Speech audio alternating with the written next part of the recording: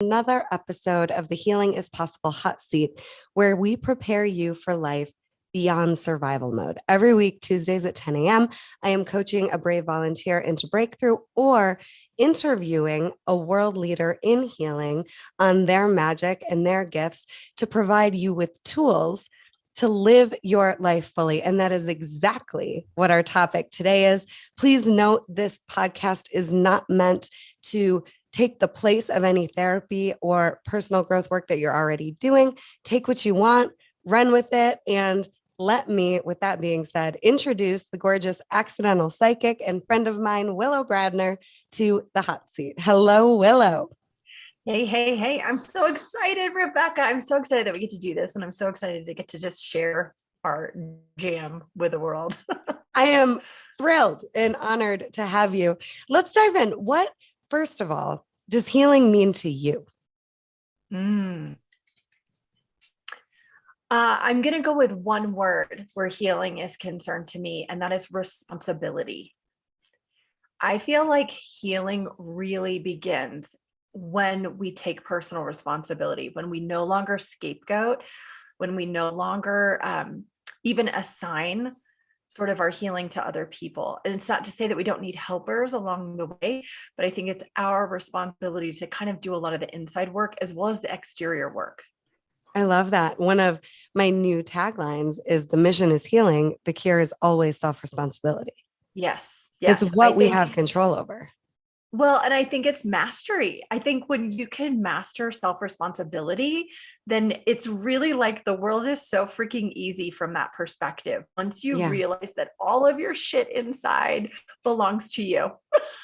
And you have the ability to unpack, release, transform any of it. Yeah, absolutely. You don't have to be held hostage to it, and nor is it anybody else's business, nor is it anybody else's fault at the end of the day. Like when you get to really dive in and unpack all that responsibility, it's like, ooh, this actually isn't that scary or that hard. It's easier, at least from my experience in unpacking all of my wings and shit. It feels easier when it's no longer other people's problems. Yeah. And it might not feel like that at first, but it gets easier when it's really you doing your own work, right? Yeah. I love it.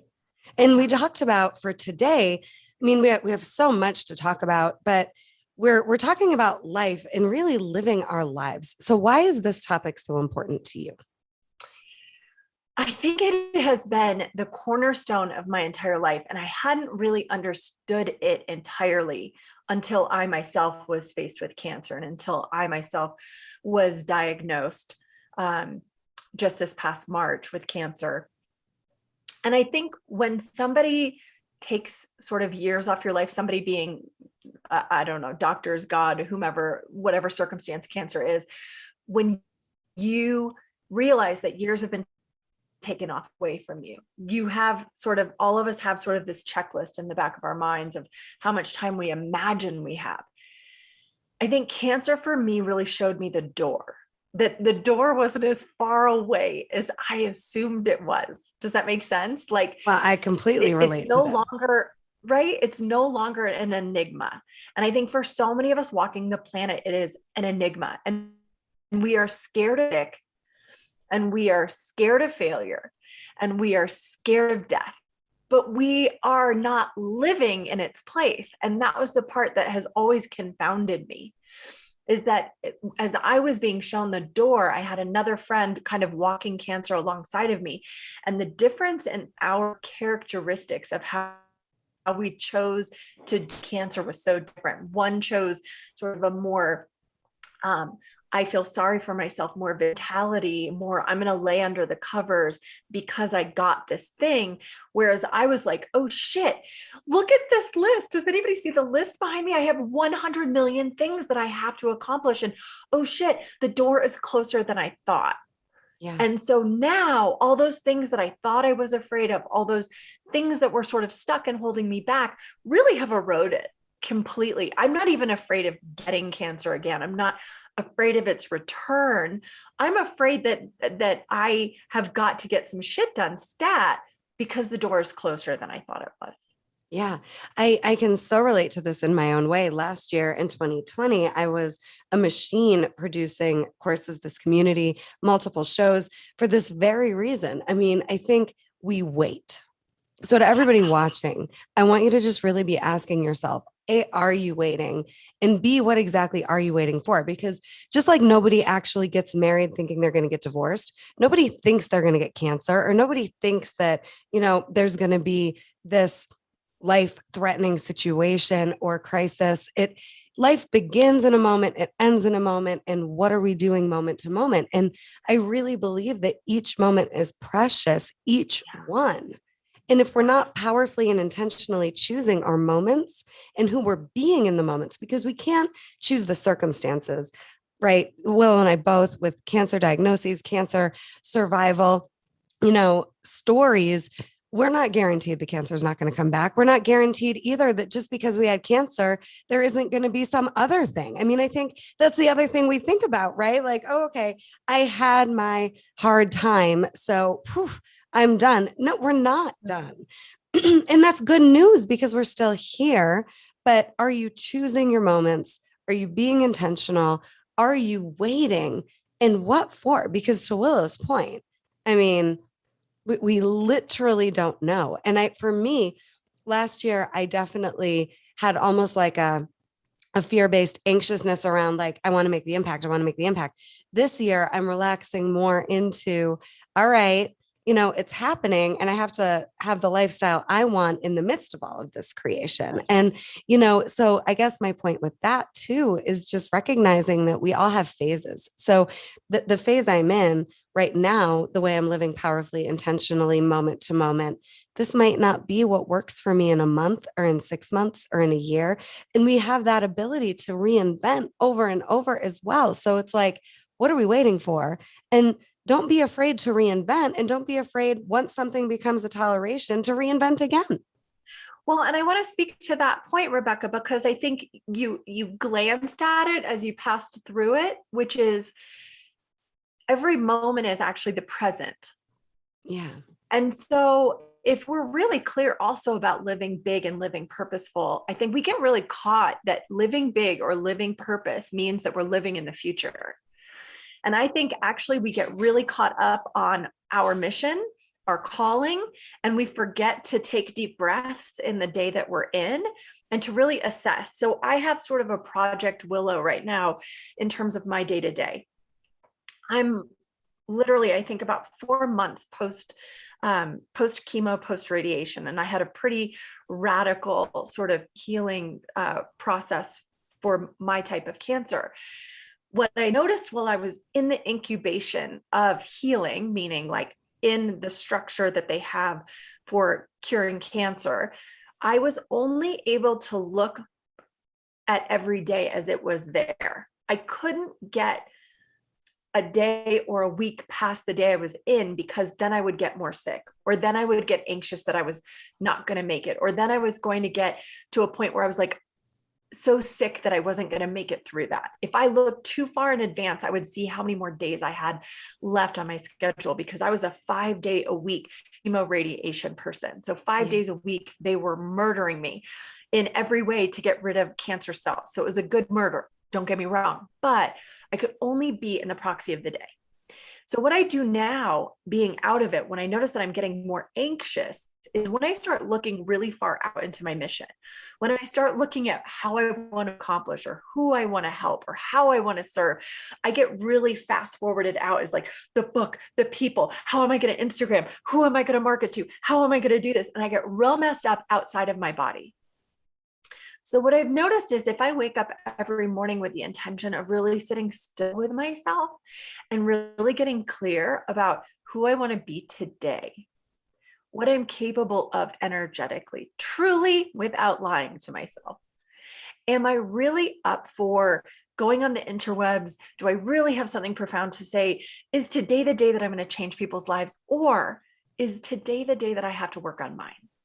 And so that's where I am. And I wonder for those listening who are in the healing plan, which aspect they're in, because again, like what you said was every moment is sort of an opportunity to change and transition. And some of us are still in the day-to-day transformation. Some of us in our healing, we need to have more permission to incubate on a day-to-day level versus like 6 months at a time even. I love Does that make this. sense? Yeah. Yeah. And I would love for you to expand on what you're saying about being truly honest with yourself, because I think the should based filter can be so subtle that we miss it. And I think it's easy to be intentional through that lens of what we think it should look like. And you're talking about being really honest with yourself. And what I'm also hearing and feeling as you're talking is, our best in every moment is different, Yeah. right? Yeah. Like some days our best is literally cuddling up with a blanket on the couch and taking a nap, and that's it. And that's enough. So how do you get truly honest with yourself about where you are? What's your process for that? It's a process. Let me just say that I am a type A person. I'm a hustler by nature. This is the first time in my life I've been confronted with the notion that I cannot be or do what I feel in my bones or want to be and do on an exterior level. So let me back that up. I have been a professional entrepreneur my entire life. I went from owning a hair salon to becoming a psychic to running always 6-figure plus businesses. I'm a mom and a wife. We are super outdoorsy, mountain biking, four-wheeling, like hiking. I am a non-stopper. This brings me to my knees on a daily basis. So if you had seen me yesterday, you would have seen me under the covers with a stomach ache, and there's nothing I can do about it. And it's like quite literally just part of the healing process. And so I'm very fortunate in that I have a devoted, loving spouse who has, unfortunately for himself, lost 2 people to cancer. So he is more empathetic, I believe, than most would be in the situation that I'm in. But we are every day navigating, and he's a part of my team in this, is that we are every day navigating the experience that my body is having. So my brain is very much ahead of the game, but my body is still a little bit behind and lagging. So I have to wake up with such grace every day for my body. So that's number one, I would say, is like my true permission, my true honesty is being graceful is number one. Number 2 is really checking in to see what I have in my battery pack, because my body is sort of like an iPhone, like it runs out of battery now. Yeah. Where it didn't used to, where I didn't have to plug into the wall and wait for my battery to recharge. I now have to plug my battery in. And I think I always had to before, if I'm totally honest. It's just that I didn't have a true physical experience for it.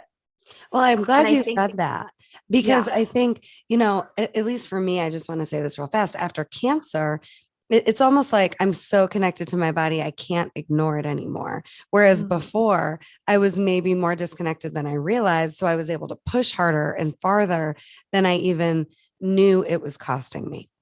Yeah. And I wonder, and I hate saying it, but I'm going to say it anyways. I wonder at times, and this is my imagination, because I come from the psychic spiritual world, and I don't know how many of your listeners are of the woo variety, but we have a lot to say about manifesting. We are always talking about manifesting money and manifesting houses and cars and lifestyles and careers. And if you put your intentionality in it, you can manifest it. And I want to say very clearly that I don't believe that cancer is a manifestation. I don't think anybody would intentionally create this in their body. But what I will say is this: in terms of the manifestation, or in terms of its sort of actualization in our bodies, is I do believe that there is stagnation in our bodies, or stagnation in our energies, that we are ignoring. And from my perspective, what I can tell through now having done so much therapy through this process and therapy before this process, but what I can tell you now is that my favorite yoga position, it used to be my stand-up joke and still is a little bit, is tight butt, not breathing. Tight butt, not breathing. What that means is that I was holding energy. I was so nervous and so scared. In my body is where I would hold it. On the outside, you would see an extrovert. On the inside, there was this tiny little person, we call that the inner child, that was quite literally holding her breath the whole time, so scared to do the things that I was doing. And I was a bigger than life personality, so I was pushing past my comfort zone. And so when cancer arose in my uterine space, it was almost laughable for the joke that I had been telling all those years of tight butt, not breathing. And it turns out, well, I didn't get colon cancer, I got that vagina cancer. I'll say it out loud. I was holding it there too, by the way. My feminine energy was being held and suffocated all the time because I was kind of overreaching my comfort zone and not working through why I was uncomfortable. So again, I wouldn't say that I manifested it, but I pushed past comfort zone so much that I ignored energetically a certain space, and that stagnation that took place there definitely became, I believe, a stomping ground for what became cancer. Now, I could be wrong, and I'm sure not out there saying that you can manifest this because no one would choose it in the whole wide world. Yeah. But I can tell you that energetically, it makes sense for me why it was where it was. Well, and I think you're modeling really beautiful responsibility back to where we started today, because I don't think people cause cancer and I don't think people cure cancer. I think we get to be responsible for the emotional cancer that we chose, meaning to or not. And we get to decide if we're going to continue once we're aware to ignore and avoid facing, moving through and conquering that emotional cancer, or are we going to transform it? And for me, one of the things that I think saved my life was just focusing on where is the emotional cancer, because that I can do something with. Yeah. And I want to speak to that in that what I'm noticing, and this goes back to that permission or that, am I being honest with myself? Yeah. So with uterine cancer, with the pelvic cancer, anytime you get a pelvic cancer, the radiation really affects the pelvic floor. It creates trauma. The pelvic floor is part of our fight or flight. It's connected to the am I saying the word right? Amygdala, right, in the brain. It's connected and correlates directly with. So if your amygdala has been hit, if your fight or flight is up, what we generally do is that tight butt, not breathing. We generally do kind of put ourselves in a fight or flight pattern. And so what I've noticed now, and this is what I think is so radical and so wowza, is that I can no longer ignore the little girl inside, because I've gone to events, or I've gone even out to coffee with people, or I've done too many humaning moments in the week where I notice that my stomach hurts. And I don't mean like a stomach ache, you guys. I mean like the muscles in my belly, like you can feel them as if I'd done a million sit-ups and I haven't done one. And in speaking to my therapist about it, she was like, okay, let's back this up. How long have you been afraid of people? Holy cow. So those are the parts where I'm getting so honest. The inner hustler, that energetic hustler that I've been my entire life, the one that pushed past all those limitations, all those fears, really now is getting a wake-up call to where I can't physically ignore that I'm afraid of people, where I was able to physically ignore that people make me uncomfortable and scared, that I actually am just absolutely terrified 100% all day, every day of humans. I love humans. And let me just be really clear. Like, I am such a people person. I love people, but I'm also terrified. And my fear is obviously what all of our fears are, right? I am so woefully afraid that you will not like me. And that if you found out who I really am, you would really not like me. And my rational brain, I know that's all a lie and that's not true. But my inner child, that little tiny person who is the muscle inside my belly now, I can tell you unequivocally without a shadow of a doubt that I can't people as hard as I used to until I heal, back to that word, and until I take responsibility and ownership for why I'm afraid. Yeah. And we were talking about this before we started recording too, this piece of when we get really honest, when we get fully committed to living our life with the time we have, how does that impact relationships? And I think what you're saying now is the big piece of that, right? Because it does get confronting to think about, okay, if this is how I've been, and I'm recognizing it doesn't work for me anymore, and I'm recognizing that other people are basically trained and used to me being this way, how do I have the courage to risk the new beingness that I am really needing and wanting for the life I want, knowing this could potentially disrupt and ruffle some Everything. feathers? Yeah. I feel there's two places that I feel super disruptive right now in my life. And one is with my marriage. I cannot be all the things that I was before. And so again, luckily I have a beautiful partner who is constantly reassuring me that I'm not that disruptive, but in my brain and my irrational self, it's like, oh my gosh, I can no longer drink like I used to. I can no longer play like I used to. I can no longer people like I used to. That's definitely challenging. Now, I, unlike many people who are confronted in this way, got super lucky. I'm in a reinvention pattern. So we moved right after treatment. So I'm in a brand new town, brand new village where people don't know me at all. And so there is no pattern that I have to break with them. It's rather my own personal belief in myself that's being really worked out. Like I now am very clear with people when I meet them. I really want to come to your dinner party or your book club or your thing that you have going on. And I'm going to say yes on a tentative level. And I really spill this out, you guys. This is literally how I talk to people. This is how I behave on the outside because I have to for my insides. So I say to them, I want to be there, but I don't know who I'm going to be on that day. I don't know if my energy is going to be able to arrive or not, but I can tell you without a shadow of a doubt, I want to be there. I just don't know if I'll be able to be there. Number two thing that I do with people right now, because I am also meeting people for the first time, so I don't have any equity with these people. I don't have any history with these folks. So you can imagine my fear muscles are really up meeting new people constantly.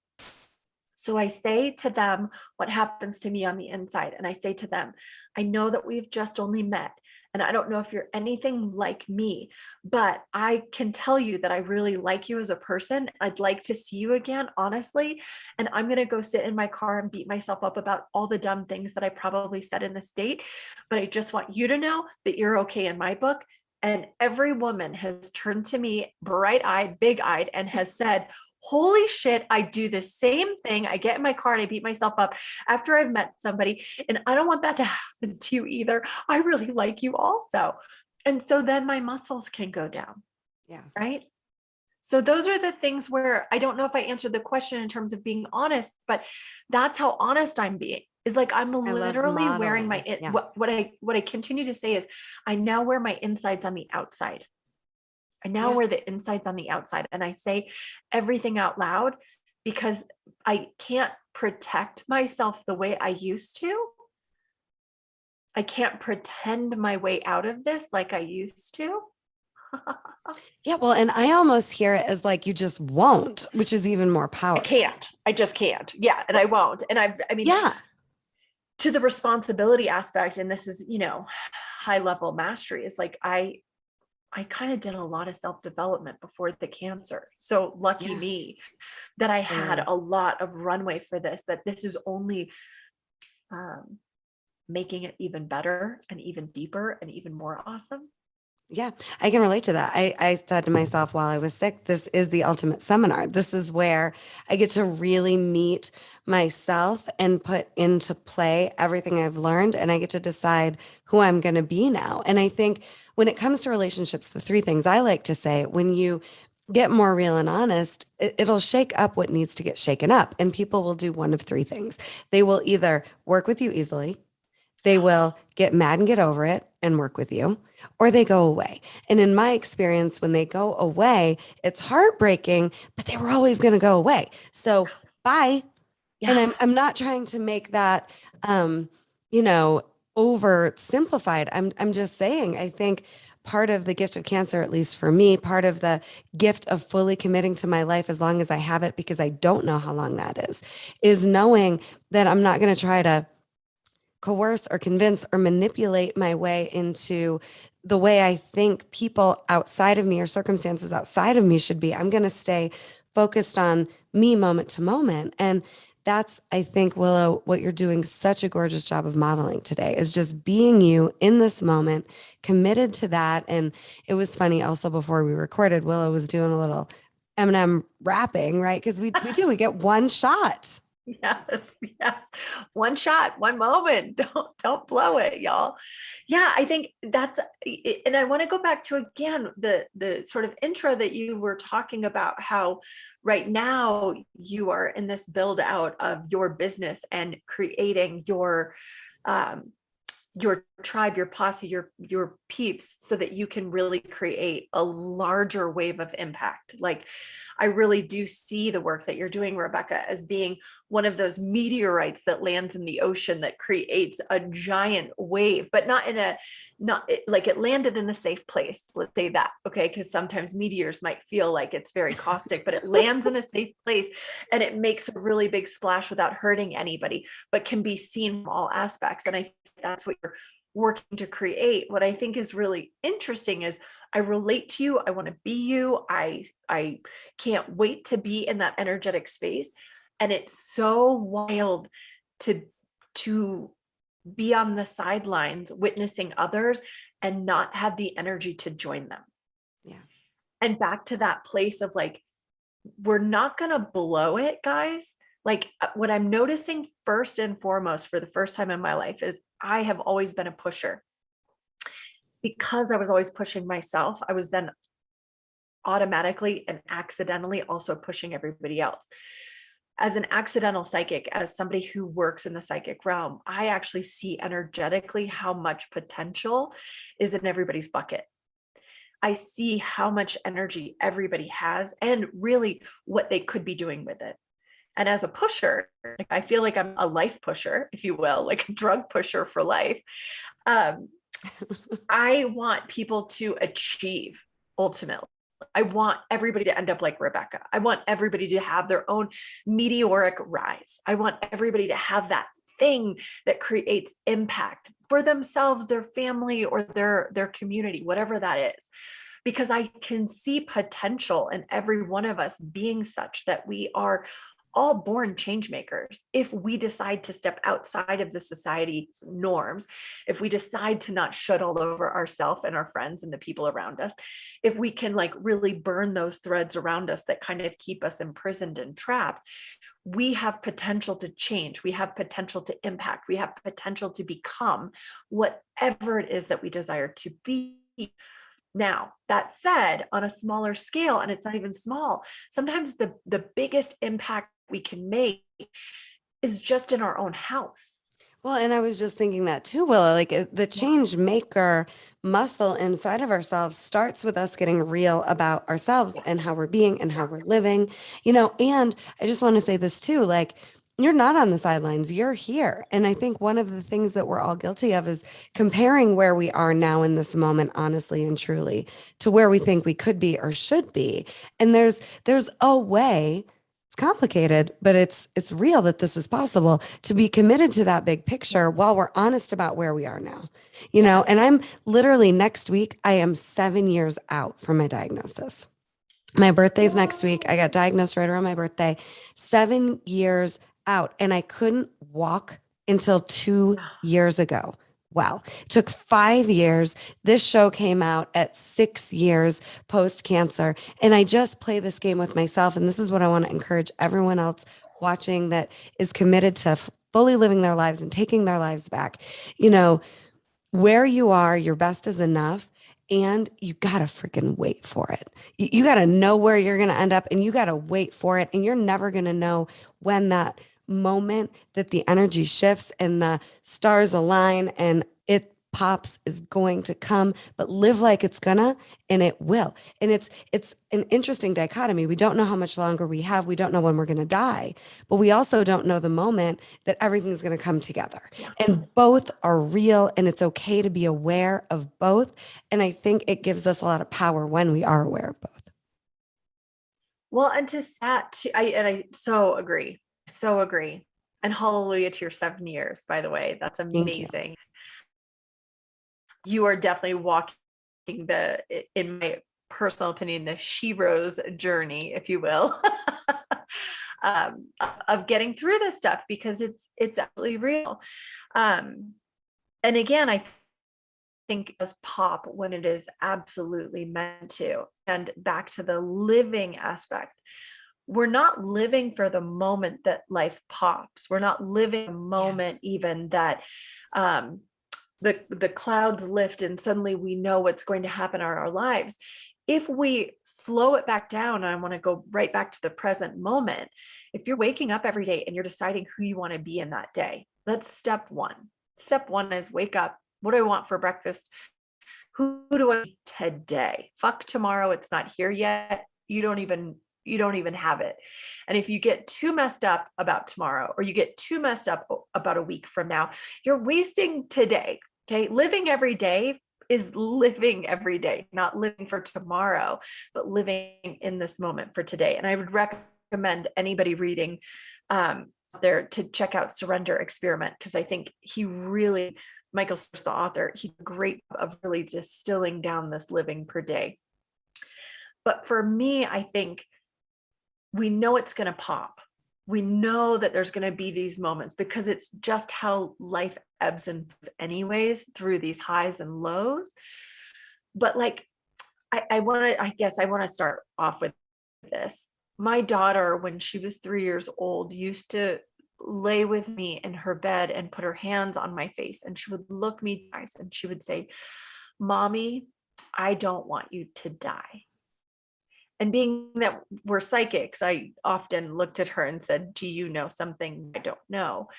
And I would look at her in those moments and I would feel so deeply into her already grief of my leaving. I'm going to leave. We're all going to leave. We're all going to die. I knew her grief was real, already feeling that grief and that loss of her mom leaving someday.